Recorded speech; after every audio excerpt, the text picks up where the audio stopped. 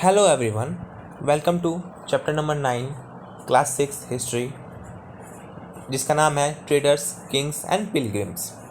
Traders मतलब व्यापारी, Kings मतलब राजा और पिलग्रिम्स मतलब तीर्थ स्थल। अगर आप क्लास 6 में हैं या फिर यूपीएससी की तैयारी कर रहे हैं या फिर आपको नॉलेज चाहिए तो आप मेरे इन वीडियो लेक्चर्स को रिफ़र कर सकते हैं।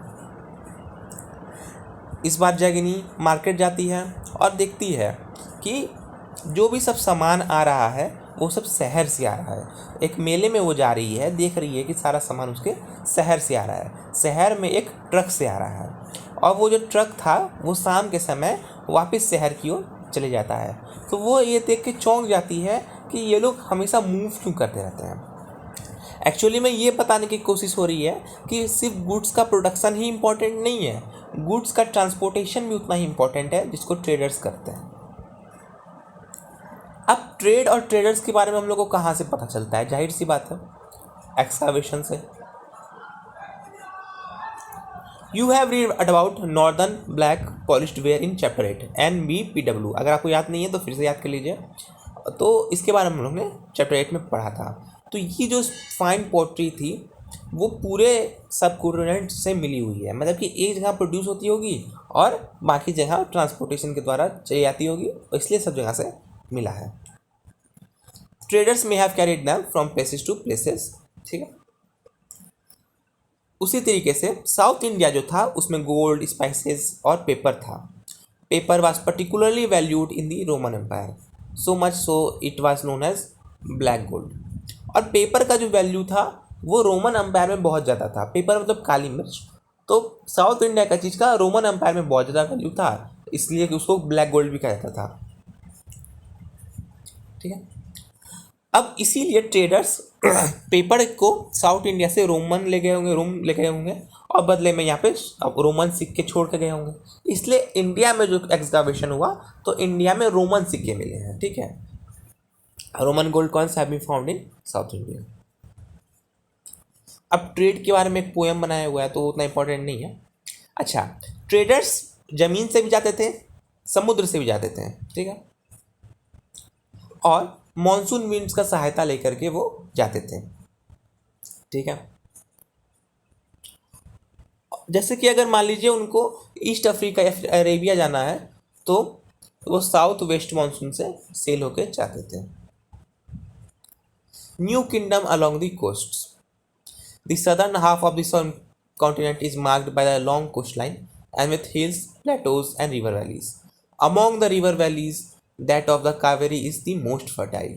अब नए नए किंगडम्स कोस्ट के किनारे बस रहे थे, स्पेशली साउथ में, जिसमें कावेरी नदी का जो किनारा था वो सबसे ज़्यादा फर्टाइल था। इसको जो कंट्रोल करता था वो पावरफुल बन जाता था, ठीक है। इसीलिए जो पोएम्स उस समय लिखे गए उसमें एक टर्म आता है Muvendar. This is a Tamil word meaning 3 chiefs use for the head of 3 ruling families, Chola, चेंडा, पांड्यास।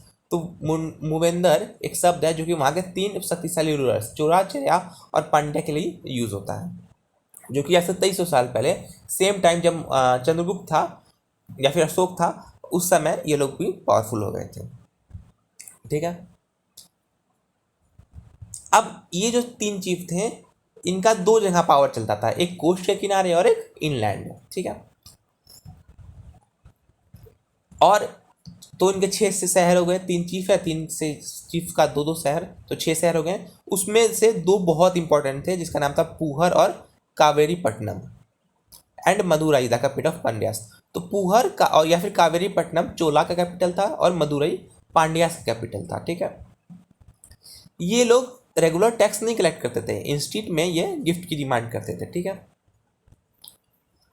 और ये लोग मिलिट्री एक्सपेंडिशन करते थे और बगल से ये लोग ट्रिब्यूट भी कलेक्ट करते थे जो इनके एरिया से पार होता था, ठीक है। और जो पोएट्स इन पे पोएम लिखे हैं वो मेंशन भी किए हैं कि ये लोग अपने सामान को लोगों में बांटते भी थे और इन पोएट्स लोग को भी देते थे। उसके 200 साल बाद एक और डायनेस्टी आई, सतवाहंस की डायनेस्टी, ठीक है, जो कि वेस्टर्न इंडिया में पावरफुल हो गई, जिसमें सबसे ज़्यादा इंपॉर्टेंट रूलर था गौतमी पुत्र श्री सतकर्णी, ठीक है।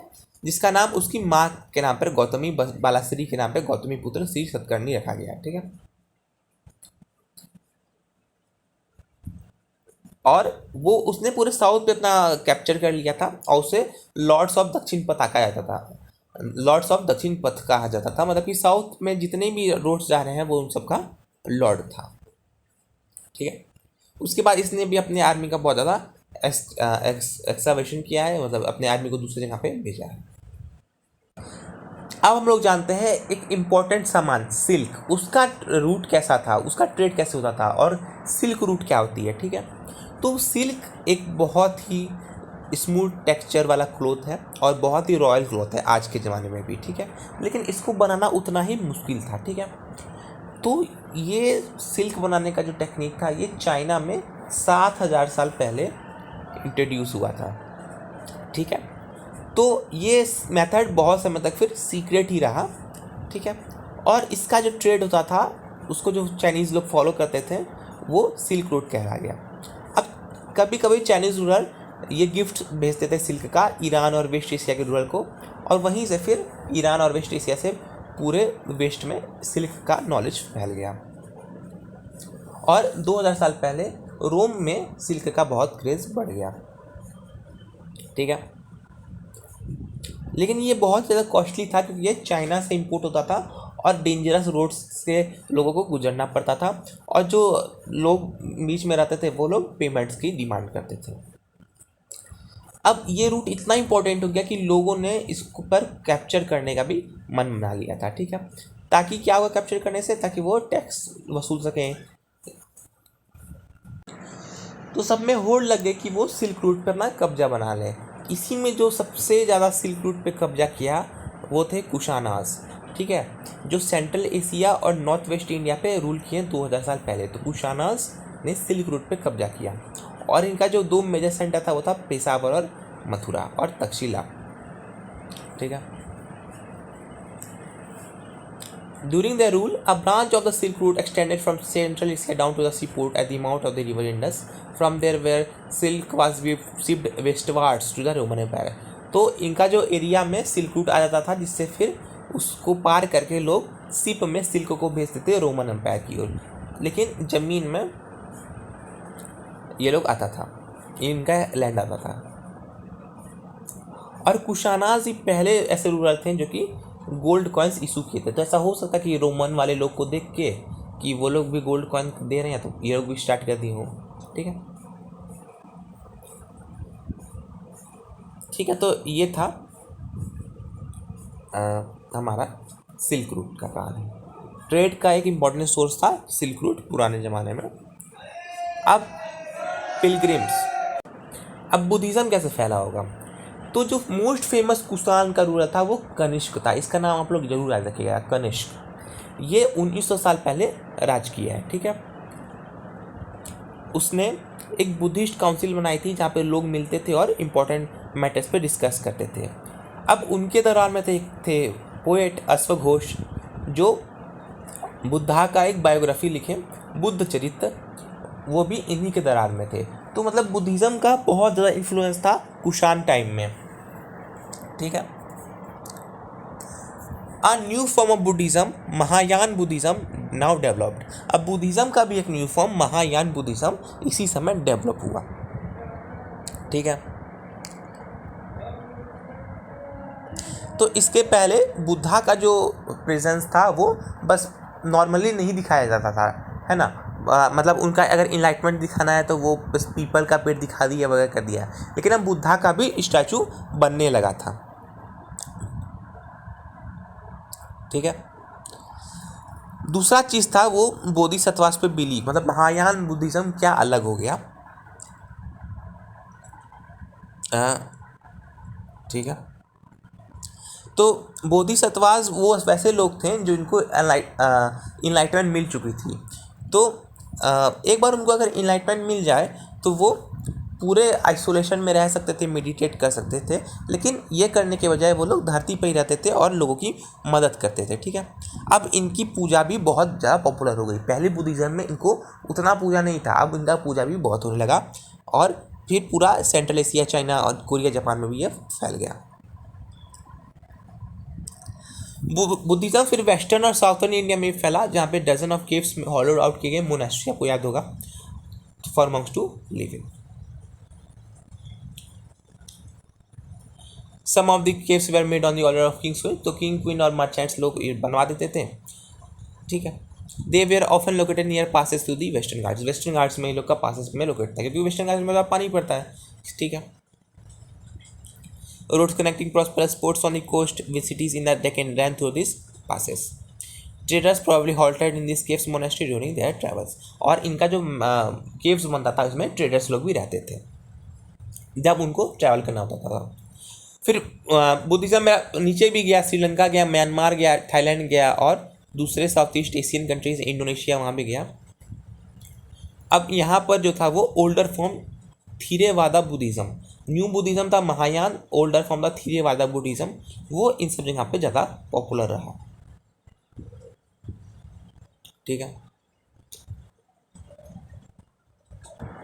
अब जैसे ट्रेडर्स लोग भी दूसरी जगह जाते थे, वैसे ही जो पिलग्रिम्स यानी कि जो तीर्थ करने वाले लोग थे, वो लोग भी लंबा लंबा ट्रैवल करते थे, ठीक है। इसमें से कि सबसे ज़्यादा जो फेमस है वो है चाइनीज़ बुद्धिस्ट पिलग्रिम्स, जो चाइना से आए थे यहाँ पे इंडिया बुद्धिस्ट पिलग्रिम तीर्थ यात्रा करने।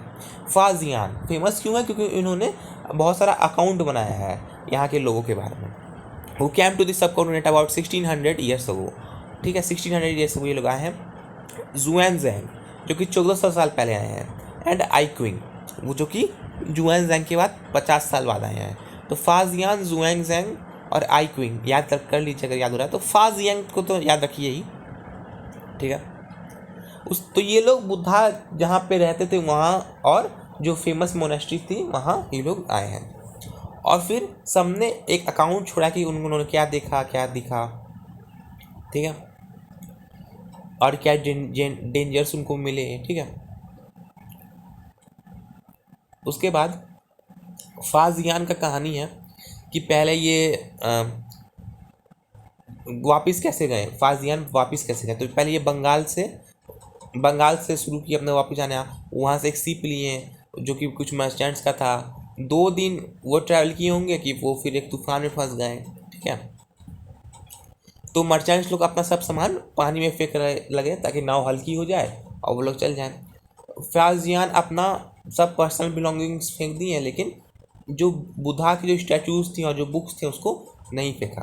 फाइनली 13 दिन बाद स्टॉर्म ख़त्म हुआ, ठीक है। और फिर उन्होंने डिस्क्राइब किया कि कैसा था कि सी बहुत बाउंडलेस था, पता नहीं था कौन सा डायरेक्शन था, मून स्टार को देख के भी नहीं पता लगता था, और अगर डार्क हो जाए तो बस हवा के साथ ही झूलते रहो। तो 90 दिन से भी ज़्यादा उनको लग गया जावा इंडोनेशिया पहुंचने में, जहाँ पर वो 5 महीने तक रुके और फिर एक और मर्चेंट शिप लेकर चाइना चले गए, ठीक है। जुआनजैंग जो थे वो लैंड रूट यूज़ किए, और बुद्धा की स्टैचूज जो कि गोल्ड, सिल्वर और सैंडलवुड की थी वो सब लेके गए, है ना। 600 मैन्युस्क्रिप्ट्स लेके गए जो कि 20 घोड़ों के पीठ पे लगी हुई थी।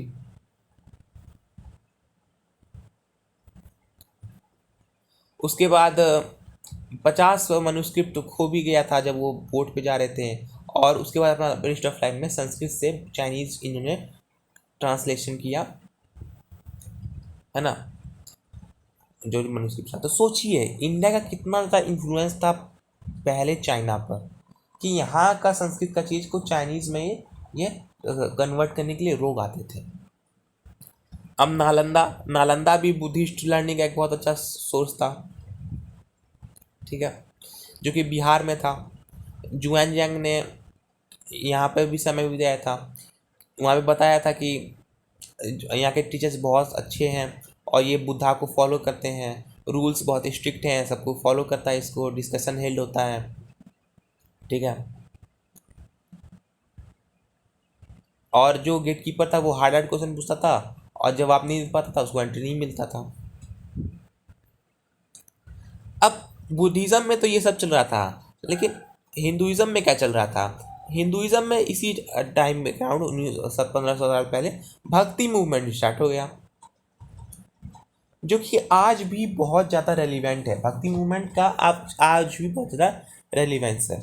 इसमें शिव, विष्णु और दुर्गा देवी का पूजा किया जाने लगा। ठीक है, अब इनकी पूजा भक्ति के द्वारा की जाने लगी।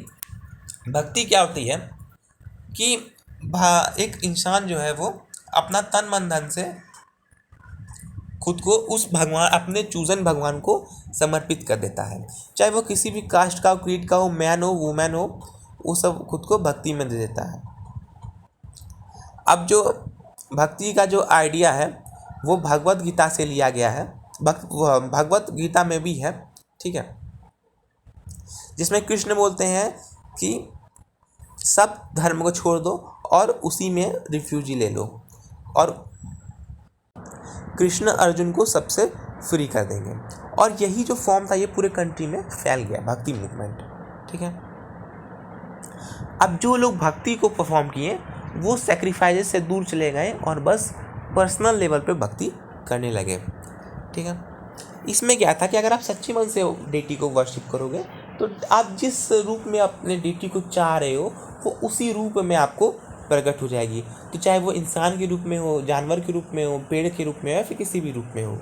ठीक है, और इसी के साथ साथ अब आर्टिस्ट लोग मूर्ति भी बनाने लगा भगवान का भक्ति मूवमेंट के बाद। और यहाँ आप देख सकते हैं भगवान नारायण के पहले तीसरे अवतार वराह स्वामी का यहाँ पे मूर्ति बनाया गया है। धरती को यहाँ पे एक वुमेन की तरह डिपिक्ट किया गया है और वराह स्वामी धरती को लेके जा रहे हैं ऊपर की ओर, वो मैथोलॉजिकल चीज़ें।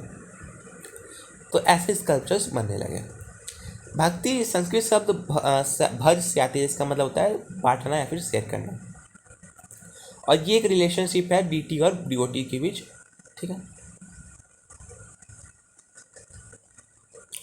जो भक्ति होता है वो भागवत यानी कि भगवान की तरफ होता है, और जो भक्ति को करता है वो भक्त कहलाता है। ठीक है, अब बहुत सारे पोएम्स भी बने भक्ति को लेकर। ठीक है, जैसे कि अपार, एक शिव के भक्त ने 14 साल पहले एक भक्ति का पोएम लिखा।